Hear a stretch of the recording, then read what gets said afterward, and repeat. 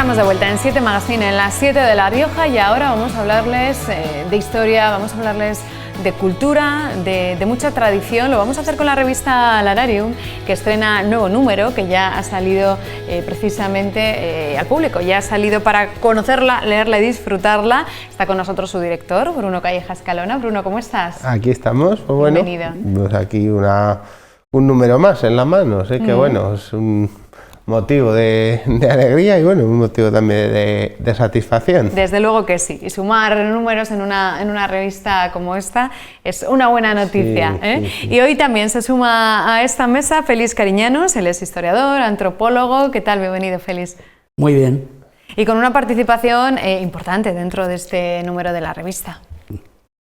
Sí, me han debido de llamar porque nací en Viana hace ya unos cuantos años, más de 20, y parece ser que ando algo enterado de esto, ya que desde la infancia en Viana nuestros veteranos maestros nos hablaban ya de un personaje como César Borgia, del que no teníamos ni idea.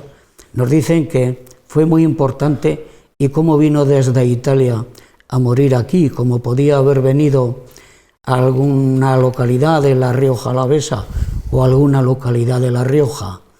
Y por eso yo he investigado siempre con el pensamiento de que podía haber estado enterrado en cualquiera de esas localidades. He venido con el pensamiento de tratar de explicar cómo a lo largo de 500 años se le ha tratado en esa localidad de Viana. Más o menos, opino yo, como se le hubiera tratado en Alfaro, en Calahorra, en Haro, en Logroño mismo. Estoy seguro que en la misma capital de Logroño se le hubiera tratado discutiblemente, y en algunas localidades de la tierra de mi madre, de La Rioja Alavesa, también. César Borgia, que es el protagonista, que lo tenemos en portada. ¿Por qué? ¿Por qué llega a la portada de Lararium? Bueno, pues a ver, la figura de César Borgia pues fue un personaje, como dice Félix, fue un personaje muy importante, fue un personaje que marcó su época.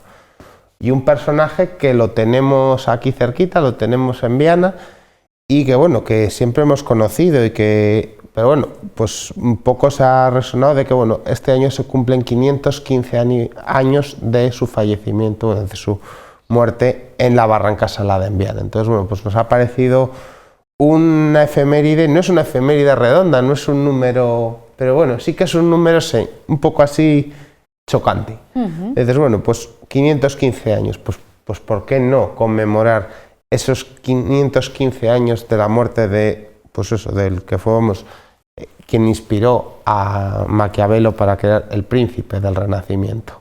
Es bueno, una manera de acercar y sobre todo que la gente le conozca mejor. Félix, ¿por qué fue tan importante César Borgia?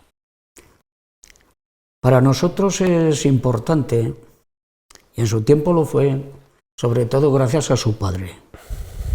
Su padre fue Alejandro VI, que fue papa, y además de papa, papá. Tuvo varios hijos, y entonces él lo protegió. Era un hombre muy inteligente, que trató mucho a Leonardo da Vinci y a grandes personajes de la época. Era un hombre universitario muy preparado. Con 16 años era ya obispo administrativo de Pamplona, y con otros 16 vino a morir ahí por casualidad en Navarra. ¿Por qué por casualidad? ¿Por qué? Pues porque era un hombre peligroso, y una vez que su padre murió le faltó el gran fautor, el gran favorecedor, que era el Papa, y ya con Julio II, el otro Papa, hubo un Papa unos pocos meses, y después el gran Julio II, que es el Papa de la Capilla Sixtina, por ejemplo, para que lo sitúes un tanto en su vida. Y Fernando el Católico, como era un personaje peligroso como hombre de guerra y todavía tenía muchos partidarios, lo trajo prisionero a la zona de Albacete, Chinchilla de Montearagón, y luego lo trajo prisionero a la prisión real de Medina del Campo en Valladolid. Cuando estaba prisionero en la Torre del Homenaje falleció nuestra queridísima reina Isabel I, la mujer de Fernando el Católico, la que conquistó Granada con ayuda de unos cuantos soldados, como pues ahora en las guerras. Y entonces llega aquí y llegó siendo muy importante porque estaba casado con una hermana del rey de Navarra. Era príncipe de Navarra. Y entonces él probablemente llegó aquí para pasar hacia Alemania como capitán general de las tropas del emperador Maximiliano, pero no le dio tiempo porque el que había sido el guerrero dominador en Italia, el mejor estratega de Italia, murió precisamente en una emboscada por 3 soldados normales y corrientes en la barranca salada de Viana. Por 150 metros no murió en la jurisdicción de Agoncillo, porque pasa Agoncillo a la margen izquierda del Ebro, y ahí se juntan las jurisdicciones de Mendavia, de Agoncillo y de Viana. Precisamente la ciudad de Viana llevaba siempre ese soto concreto, donde ahora tiene una finca de experimentación agraria, me parece todavía el gobierno de La Rioja.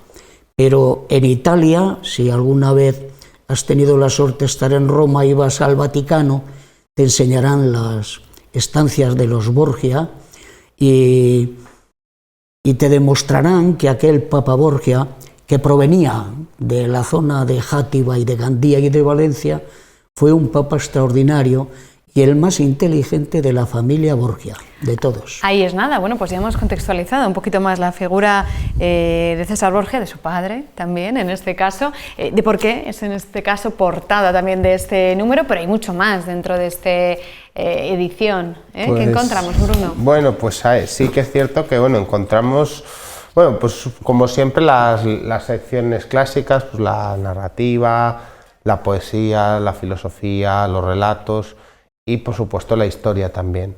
Una historia que esta vez pues nos hemos centrado en cosas un poco así más concretas. Por ejemplo, hay uno que es uno de los que a mí me gustaron, me hicieron un poco más de ilusión, que es el de una cita con la historia, página 40, los ha dado el reloj de la gobernación. Ese reloj de la gobernación donde nos comemos todos los años las uvas, ese reloj de la Puerta del Sol, que es una de las piezas de relojería más importantes de nuestro país y que tuve la suerte de poder subir en enero a verlo funcionar desde arriba. Pero no solo eso, también hemos recuperado, con una ayuda de un buen amigo de Enrique Cabezón, otra historia distinta del general Espartero, que fue la historia de su retirada. Cuando Espartero abandona su vida política, se retira a la finca de la Fombera, que la tenemos aquí, a una casa que tenía su mujer y una casa que desapareció en el año 1986 sin dejar rastros. O sea, nadie sabía ni por qué estaban tirando eso, ni qué era eso. ¿Y allí estuvo Espartero? Allí era su finca favorita y que Espartero regaló a la ciudad de Logroño y que luego desapareció. Y también tiene así como artículo llamativo, más que también, por su historia también, uno de San Prudencio del Monte Laturce fuera de San Prudencio del Monte Laturce, que era uno de los quizás monasterios más importantes de La Rioja, que ahora lo tenemos en ruinas, y que atrae diferentes elementos que pertenecieron al monasterio y que hoy están fuera, siendo el más importante el sello del Acre, que está en poder del párroco de Clavijo, y siendo una marca, pues quizás una de las marcas del Acre más importantes que podemos tener en La Rioja, que todavía tenemos el original, porque esto no es normal que se conserve esto, porque esto se desechaba muy fácilmente. Y pues tenemos eso, tenemos también un viaje por el Jubera, tenemos un acercamiento a esa provincia de La Rioja, tenemos un viaje a la Antártida. Hay un poquito de todo. A mí me gusta siempre, son revistas, siempre digo, de coleccionista, por todo lo que podemos aprender de historia, de humanidades, de cultura de nuestra tierra. O sea, es que aquí se puede aprender mucho y tener ese contacto real con muchas cosas y fotografías que a veces son inéditas en muchas ocasiones, gracias a la pericia de Bruno en este caso. Sí. Félix, ¿habías colaborado ya con Lararium? No, pero no quiero que se me quede en el tintero. Dinos, cuéntanos, que nos quedamos sin tiempo. No quiero que me se quede, como dicen los de los pueblos, como yo. Los de algunos pueblos. De algunas localidades. Los de Logroño no, están un poquito dedo y medio por encima de los de Viana y La Guardia, y así. No quiero que se me quede en el tintero el nombre de Lucrecia Borgia. Ajá. Muy importante.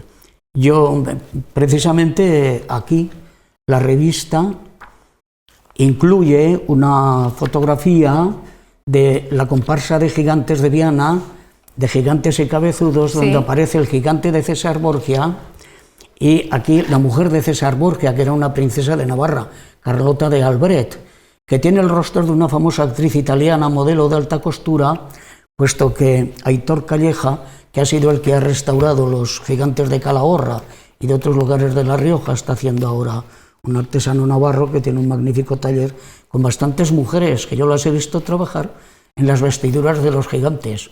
Son unas agujeras estupendas. ¿Sí? Aquí lo estamos viendo, la Ahí verdad está, que es efectivamente. una cara preciosa. Y quisiera rescatar una figura a la que algunos insensatos han puesto mala fama. Te diré que esta historia de César Borgia se desarrolló en la diócesis de Calahorra, porque los de Viana pertenecimos a la diócesis de Calahorra hasta 1955-56, pero te diré una cosa que te dejará levemente obnubilada, que el obispo de Calahorra, Fidel García, ya en tiempos de la República, era un hombre avanzado, y lo que no han hecho los arzobispos de Pamplona, porque Cirarda el Vizcaíno no lo pudo lograr en el año 1990, es el meter a César Borgia de nuevo a la iglesia de Viana, donde estuvo enterrado antiguamente. Pero yo tengo dos testimonios de gente que vivió, investigadores, que afirman que Fidel García también hubiera dado el permiso, si el ayuntamiento de Viana se lo hubiera pedido, en los años 30, se adelantó a 50 años a los arzobispos de Pamplona en introducir a un hijo de la Iglesia Católica, como César Borgia, antiguo obispo administrativo de la diócesis de Pamplona, en la iglesia de Santa María, donde ya tenía preparado por la institución Príncipe de Viana hasta el lugar. El obispo fue Fidel García, el de Calahorra. Ahí queda el apunte. Félix, gracias. Gracias, Bruno, como siempre. Estaremos. Esta noche, otra cita que no se pueden perder. Nuestro programa Renques con nuestro compañero Rubén Laparra. No se lo pueden perder.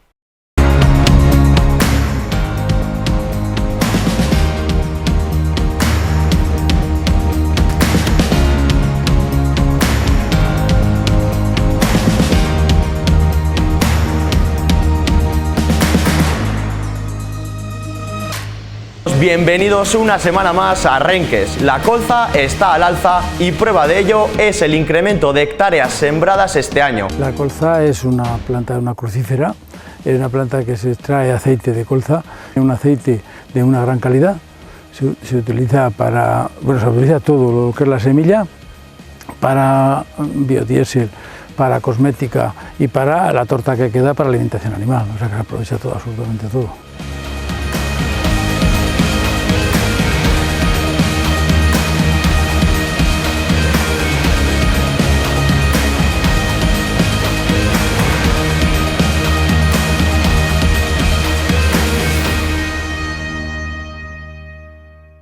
Y ya está con nosotros para hablar de patrimonio, como hacemos cada martes en 7 Magazine, David Antón, de Riosa Nostra. David, ¿cómo estás? Muy buenas tardes, Silvia. Bienvenido. ¿Hoy por dónde nos vas a llevar? Porque vamos a viajar, siempre viajamos de tu mano, David. Sí.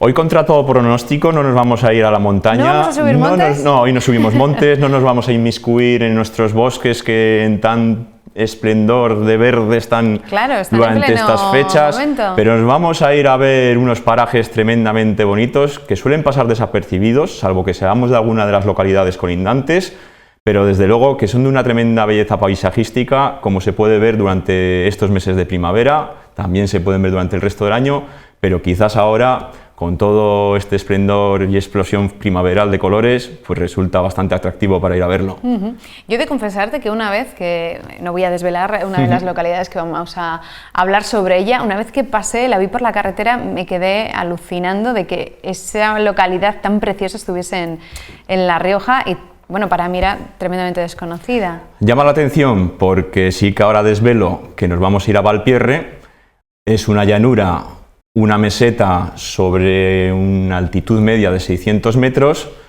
que, como he dicho, salvo que seas de por ahí de la zona, no es un sitio de paso. Entonces hay que ir a descubrirlo y es cuando nos quedaremos alucinados de la belleza paisajística que tenemos en La Rioja y concretamente en esta zona. Lo comparto perfectamente. Sitúanos un poquito.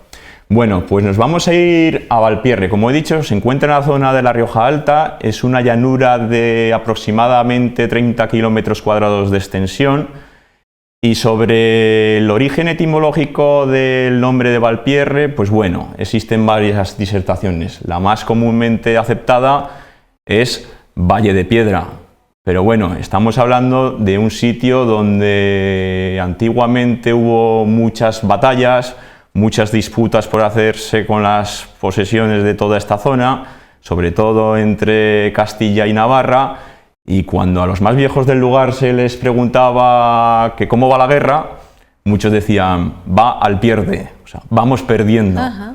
De ahí que luego arraigase ese nombre y pudiera acabar en Valpierre. Y hay una tercera opción que se relaciona con que algún príncipe, algún rey franco-navarro, sus dominios llegasen hasta toda esta zona y se le denominase la Val de Pierre, el Valle de Pedro en francés. Pero bueno, yo sobre todo me quedo con la primera definición, la de Valle de Piedra, y como veremos, pues aparte del que geográficamente y ambientalmente es una verdadera pasada, también encierne mucha historia toda esta meseta. Este valle se extiende, pues, está cerca, ¿no?, de varias zonas, a la altura de Briones, de Jimileo, de Ollauri, hasta esta depresión del río Nájera. Eso es, tiene como epicentro, digamos, una antigua localidad, hoy en día despoblada, que se llama Ventas de Valpierre, que hoy en día pues tiene varios edificios, todos en ruinas. Pero el elemento más característico de estas Ventas de Valpierre no lo vemos. No lo vemos porque se lo ha tragado la maleza, está debajo de las zarzas, y se trata de un puente romano del siglo III que tuvo una gran importancia durante esa época romana porque servía de paso por toda esta meseta para comunicar localidades como Tricio y Erramelluri.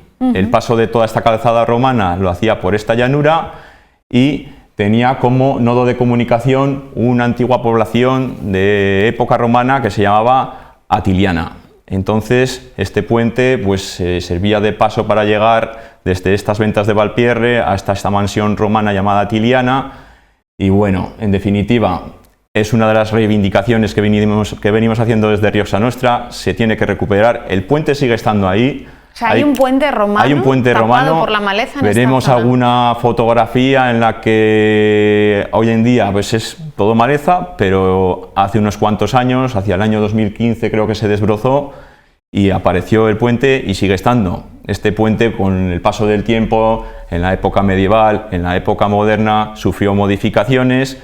Incluso fue objetivo de restauración por parte de la Sociedad Económica de Amigos del País, allá por el comienzos del siglo XIX, pero como digo, sigue ahí estando, es un elemento de nuestro patrimonio, lo debemos de proteger y de poner en alza sobre todo. Y entiendo, bueno, pues que no es la mejor de las situaciones en la que se encuentra, ¿no? Eso es. Desde luego, hay una reivindicación. Para nada. Desde el patrimonio, que siempre hacemos. ¿Casas Blancas? Bueno, Casas Blancas es un núcleo de población muy pequeñito que se encuentra en plena meseta de Valpierre. Fue creado en el año 1941 por el conde de Cadagua. Se realizaron varias edificaciones, sobre todo pues, una iglesia, un frontón, un consultorio médico, también viviendas para los jornaleros y para los obreros, y todo ello, todo de carácter privado, que se fue construyendo durante las primeras épocas del franquismo, que fue teniendo su auge posteriormente para explotar todas estas zonas de campo, a las que se fueron incluyendo también almacenes para guardar el grano. Hoy en día también se trata de una explotación agropecuaria en la que se practica la cría de pollos. Y bueno, pues en definitiva lo que más resalta de todas estas edificaciones es el color blanco, más bien de las típicas construcciones de los campos andaluces. Sí, del pero sur, bueno, sí, sí. Que parece lo tenemos raro ahí, que esté ahí, ¿verdad? Eso es.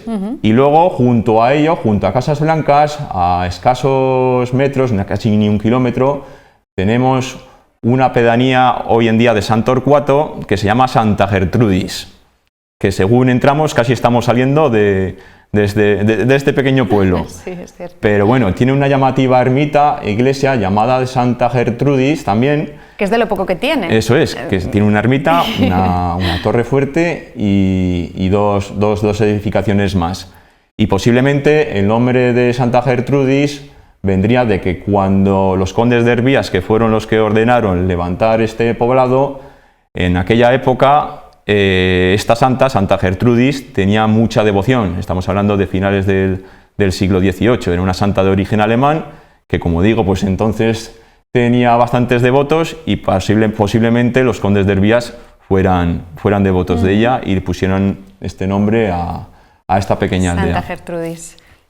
Muy bien, bueno, pues la verdad que es curioso conocer esa parte. Volviendo a Casas Blancas, si ahora pasamos por allí, ¿qué encontramos? ¿Podemos ver habitantes, gente? Pues solo son trabajadores de la explotación agraria y bueno, pues estamos viendo desde ahí todas la magnificencia de los paisajes que tenemos en esta zona, sobre todo ahora pues con el pleno esplendor de la colza. Están los campos de colza preciosos, veamos ese contraste del amarillo. Con el contraste del trigo, de la cebada, también es una zona de viñas. Y bueno, y también pues está desarrollando también cultivos de árboles frutales como árboles de manzana, de perales, y en definitiva pues eso, una zona verdaderamente espectacular al amparo de lo que fue la Junta o Junta de Valpierre. ¿Y Cidamón? Cidamón, bueno, ya está un poquito ya en las afueras de toda esta zona de Valpierre. Y sobre todo destacar de aquí otra de las reivindicaciones que viene haciendo Rioja Nostra. En esta localidad de Cidamón tenemos una joya de nuestro patrimonio venida abajo, como es la Casa Palacio de los Manso de Zúñiga. ¿Cuál es la importancia de este edificio? Pues bueno, allá hace 230 años nada más y nada menos, a finales del siglo XVIII, tuvo lugar una de las reuniones de la Junta de Cosecheros de La Rioja, en la que hizo de anfitrión el conde de Herbías, Miguel Manso de Zúñiga. ¿El porqué de la importancia? Pues bueno, se trata de uno de los hitos del provincialismo riojano. Junto a las posesiones de Manso de Zúñiga en Santo Domingo y en Cidamón y en Torremontalvo, destacar que fue uno de los grandes partícipes para que La Rioja finalmente luego se viniera a constituir como provincia, la provincia de Logroño, que justo este año estamos celebrando los 200 años de su nacimiento, y desde luego pues que es un edificio que no nos podemos dejar caer. Y que está venido abajo. Y que está venido abajo y que incluso está en la lista roja de patrimonio que elabora Hispania Nostra a nivel nacional. Bueno, pues ahí estaba ese apunte también. Creo que nos queda ya tiempo para las noticias. No sé si hay algún apunte más, David, que querías destacar. Bueno, podríamos meternos un poquito en lo que era la historia de la Junta de Valpierre, que era una hermandad en la que tenían participación todos estos municipios que hemos dicho colindantes. Algunos me voy a dejar, como son Ormilla, Ormilleja, Zofra, Lesanco, Zarratón, Cidamón, San Asensio, Briones. Y bueno, pues con esta hermandad lo que se pretendía era un control y una ordenación de todo este territorio. Se trata de una junta muy antigua, de la que se tiene constancia ya desde comienzos del siglo XVI, sobre todo porque se realizó un traslado de las ordenanzas, de las modificaciones, desde el archivo de Briones al archivo de Simancas, y de ello se tiene constancia de la existencia de esta junta que vino desarrollándose hasta bien entrado el siglo XVIII, en la que posiblemente pues con las reformas administrativas, la creación de las provincias, la recomposición de los términos municipales, pues ya esta hermandad entró en desuso y posiblemente el lugar de encuentro de las reuniones de esta junta, que eran 2 al año, posiblemente era en esta mansión atiliana que hemos mencionado antes. Y bueno, pues sobre todo era para, como he dicho, administrar este territorio, lo que es la explotación agrícola, determinar cuáles son los pastos para el ganado, la caza y sobre todo también pues para la seguridad de todos estos caminos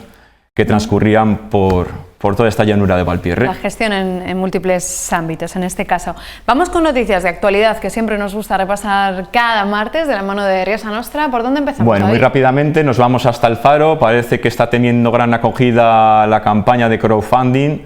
Es el mecenazgo del siglo XXI a través de Internet. Consiste en recaudar dinero para poder mantener y sobre todo salvar la iglesia de San Francisco de Asís. Ya lo habíamos denunciado en otros programas, el gran estado de deterioro que presenta esta iglesia, y bueno, pues parece que ya van recaudados 1.700 euros que van a ir destinados por lo menos a consolidar un poco lo que se podía venir viniendo abajo, y bueno, pues vamos a ver si con ello empujamos también para que las administraciones pongan su granito de arena para mantener este edificio tan importante. Estuvimos hablando en Site Magazine también de Salvemos San Francisco, de esta campaña de crowdfunding en la que bueno, los alfareños tienen la oportunidad, o quien quiera también, de colaborar para bueno, mejorar la situación de esta iglesia de Alfaro. Vamos con la segunda de las noticias. La segunda de las noticias, pues nos vamos hasta Nieva de Cameros y Montemediano. Estamos ya en las últimas horas de este concurso, digamos, en el que consiste para que Nieva y Montemediano sean capitales del turismo rural 2022. Se realiza la votación a través de una página llamada Escapada Rural y bueno, pues si sale elegido Nieva y Montemediano, pues sería todo un aliciente para este pequeñito pueblo, que el que no lo conoces hay que ir.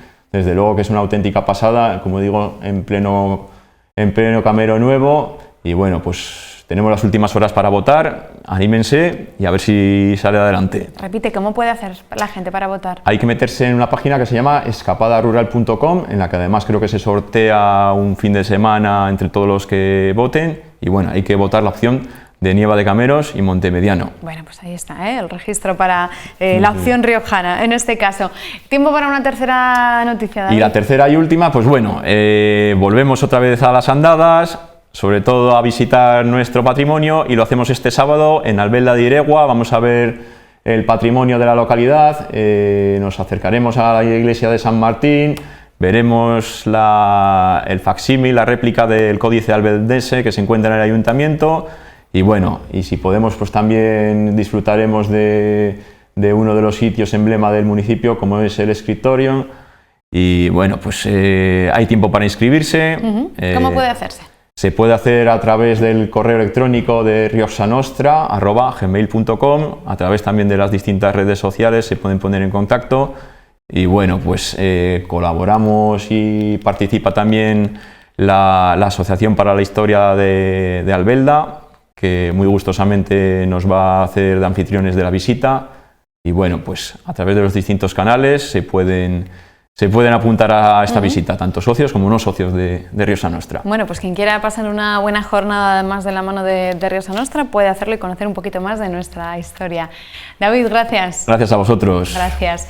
Vamos a continuar con más asuntos. Vamos a hacer un viaje también a la historia a través del teatro. Vamos a viajar al siglo XVI para hablarles de Juana la Loca, o como prefieren Realidad Traviesa hablar, de solo Juana. Vean por qué. ¿De amor? Juana, creo que te estás equivocando de historia. Hola. Hola. Hola, chicas. Hola. Os he interrumpido, aquí estáis ensayando. Juana, vuestra obra, ¿verdad? Esther, Idoia, contadnos, ¿de qué va Juana? Pues Juana es la historia de Juana de Castilla, de la reina de España, en un momento, en una época en la que ser mujer y reina pues era complicado. Todos la conocemos como Juana la Loca, pero vosotros no habéis querido ponerle ese apellido. Contadnos por qué. Pues es que creemos que a Juana se le ha etiquetado como loca porque era un comportamiento, o ella jugaba en una dificultad consigo misma que a lo mejor no se entendía. Los profesionales del psicoanálisis están hablando de que era una mujer muy temperamental, con mucha fuerza, con mucha perseverancia, y bueno, pues esto a lo mejor a algunos hombres y al poder en concreto no les venía muy bien, y se pretendió que la conociéramos como loca simplemente por un desconocimiento o una falta de entendimiento. Claro, ella era reina, ¿verdad? Tenía que lidiar con asuntos políticos y, bueno, la mujer se prefería sumisa, y más en aquellas épocas, ¿no? En aquel siglo. Sí, además, bueno, Juana no tuvo una vida difícil, se casó con 16 años con una persona a la que no conocía, que habían elegido sus padres. Es verdad que también se dice que era muy fogosa, entonces como que le pareció un hombre increíble y enseguida quería entrar en relaciones más íntimas y se tuvieron que casar rápido para que eso no estuviera mal visto. Pero claro, con 28 años Juana tenía 6 hijos, 5 hijos esperando el sexto, viviendo muy lejos de su familia, con un montón de responsabilidades políticas. Os vemos vestidas de Juana a las dos. Contadnos, bueno, ¿por qué hay dos Juanas en esta obra?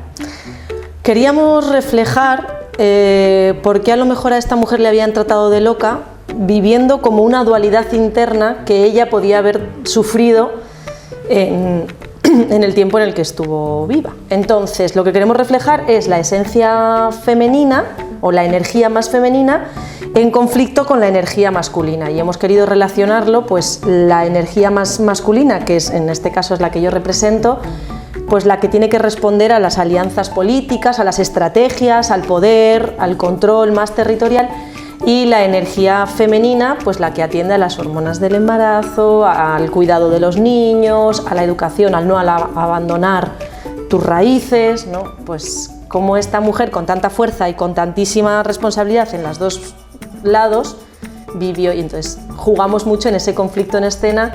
También nos discutimos mucho y también acabamos comprendiendo a la otra parte y entendiendo que si no escuchamos a las dos esencias, pues nunca vamos a ser una persona completa. Para que dentro de unos años los libros de historia dejen de llamarla loca. Oye, ¿pero tú quién eres? ¿Yo? Yo soy tú. Bueno, Esther, también hay otro personaje que se introduce aquí en la obra de Juana.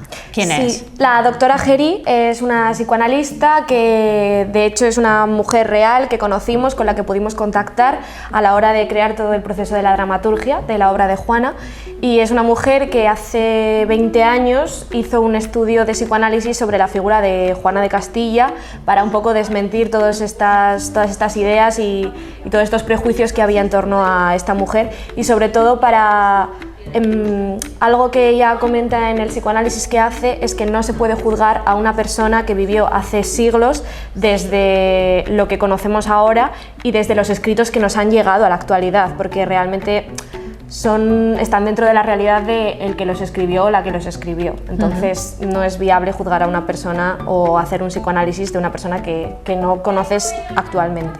O sea, que os viene un poco ese estudio como anillo al dedo, ¿no? Sí, la verdad es que nosotras empezamos la dramaturgia hace un año ya, en enero de 2021, porque nos conocimos en un curso de dramaturgia con Maribel Carrasco. Y es verdad que cuando ya teníamos el texto hecho, encontramos este estudio de psicoanálisis. Habíamos encontrado otros previos, también hay como muchas piezas audiovisuales, series, películas, libros, textos, y encontramos este estudio y la verdad que sí, nos vino muy bien porque pudimos contactar con la doctora Geri y ella leyó el texto de la obra y nos apoyó muchísimo con el proyecto y nos dio luz verde, por así decirlo. ¿Y por qué Juana? ¿Por qué Juana la loca?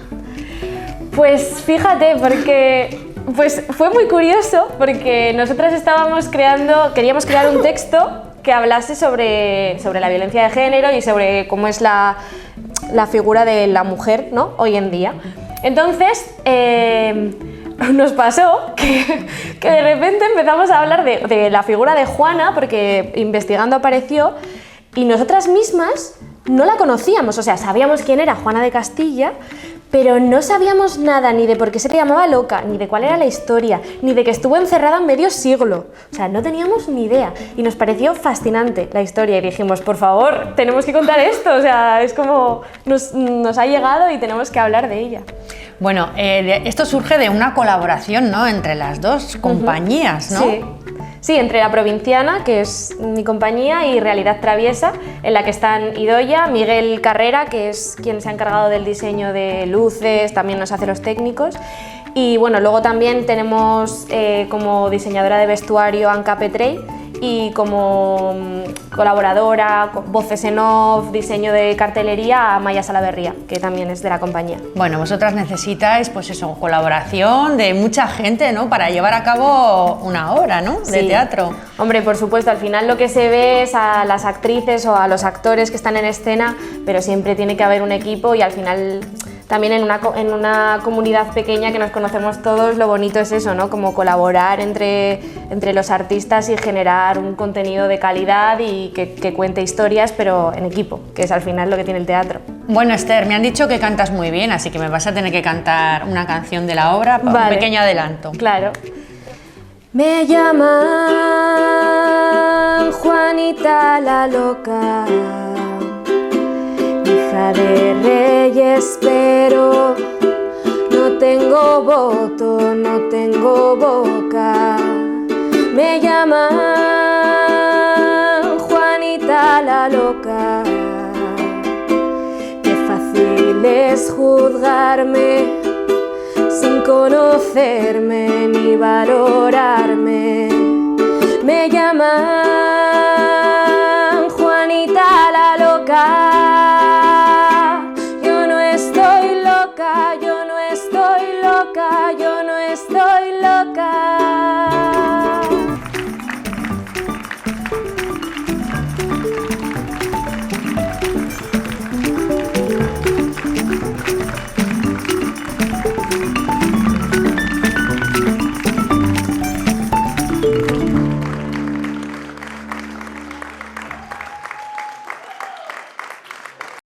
Bueno, y vamos a continuar con más asuntos en 7 Magazine. Creo que ya nos escucha Javier Peña, el director de Concéntrico. ¿Qué tal, Javier? ¿Cómo estás?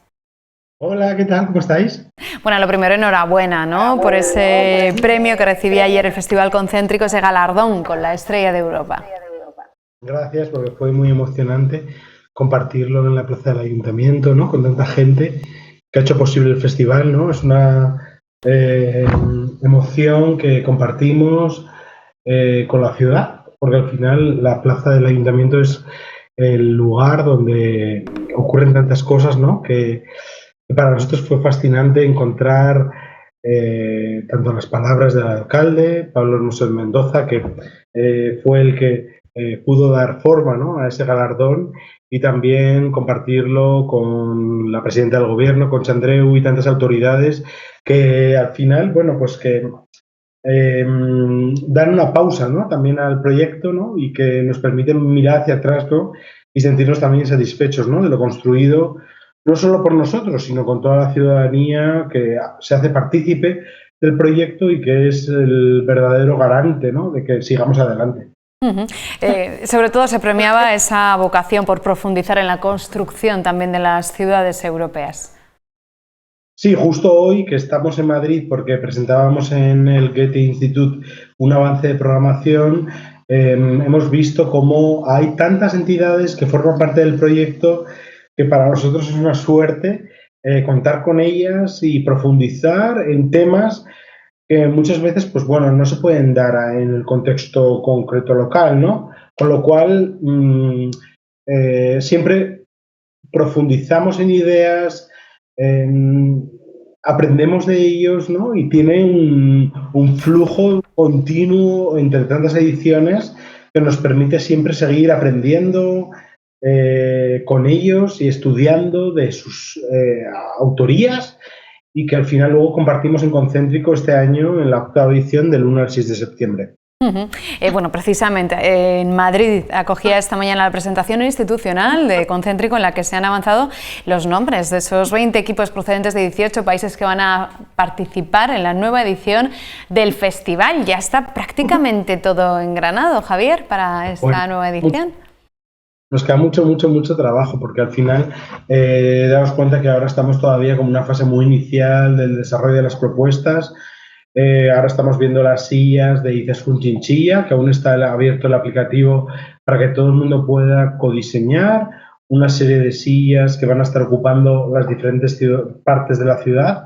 Pero es verdad que hoy otros muchos equipos, pensando en Logroño, pensando en ciudad, pensando en espacio público, y que eso nos da pie a que, pues bueno, que tengamos esas tantas intervenciones, ¿no? Que vayamos a ver juntos en la 8ª edición del festival y que serán parte de este aprendizaje común que tenemos en el festival y que seguro que nos da nuevas oportunidades para pensar juntos cómo reunirnos en el espacio público. Bueno, pues Concéntrico, que sigue sumando premios, que sigue sumando galardones y que esta mañana en Madrid presentaba desde luego esta nueva edición. Enhorabuena, Javier, gracias. Gracias por contarlo. Gracias. Bueno, vamos a hacer una pausa y estamos de vuelta enseguida aquí en 7 Magazine, en la 7 de La Rioja. Ni se muevan hasta ahora.